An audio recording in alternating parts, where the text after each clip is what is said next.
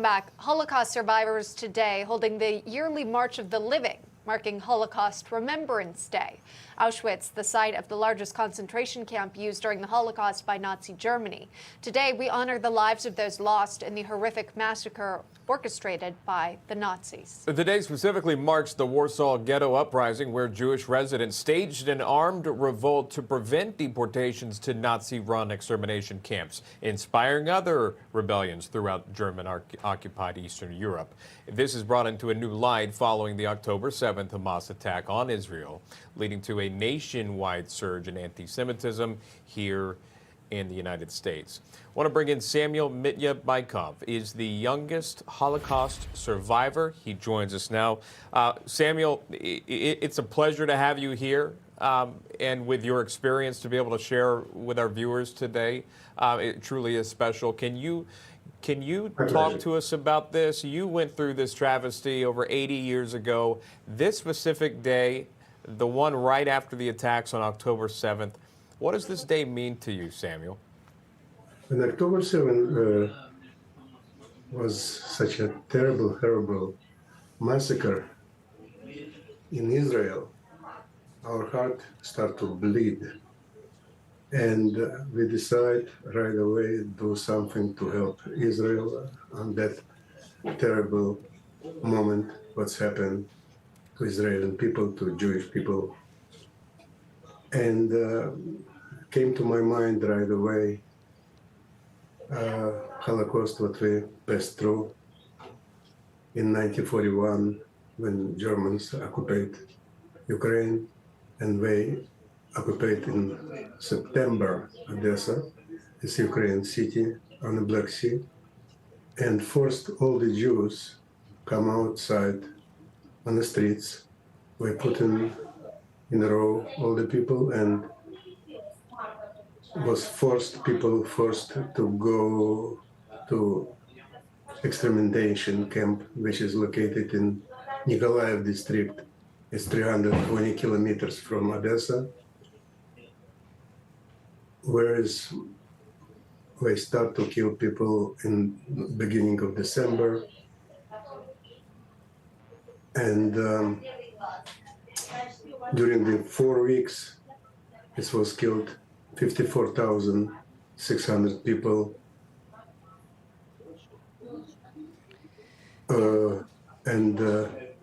These people got families and everything.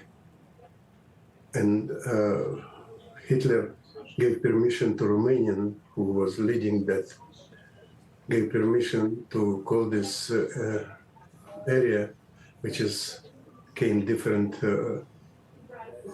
regions, Transnistria, which is after Second World War by Soviet government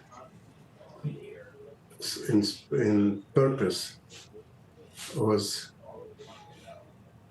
forbidden to talk about this place.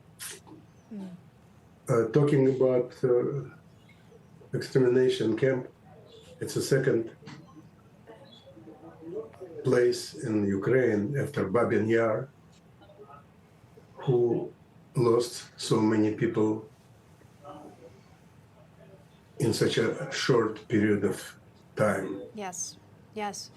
The tens of thousands that would have been killed in that part of the region, ultimately though amounting to 6 million Jews being killed throughout the Holocaust. And Samuel, this year, of course, you'd have to think it might feel a little different considering what happened on October 7th in Israel, where 1,200 Jews were killed at nearby kibbutzes or at the Nova Music Festival.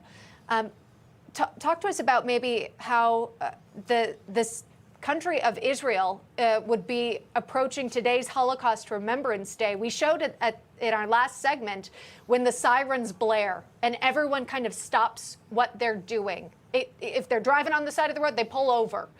Talk to us about those 2 minutes and maybe what runs through people's minds, especially considering this year. You see, 12,000 people in Israel was killed during this massacre, what's happened on October 7th. we have to count not like 12,000, we have to count like much, much, much more, because it's a young generation which can have children, and children can have children too.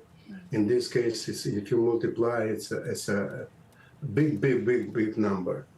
Our feelings, Holocaust survivors, and my personal feeling was like,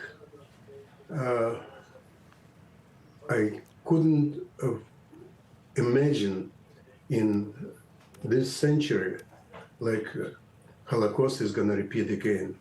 Everything what was done, it was done in a manner the same what Germans did to Jewish people during the Second World War. People from Israel, people in Israel, supposed to be strong. We have to keep the memory alive, because strength of the people, strength of people, it's keep the memory alive. This is what we do in our work today in New York. And we're working with Holocaust survivors. We're reminding people what was happened. We teach the young generation about moments what we came through. And in this case, I cannot say this is not right word to say, but if I'm going to say this lesson have to be not forgiven what was happened in Israel on that massacre, what's happened. And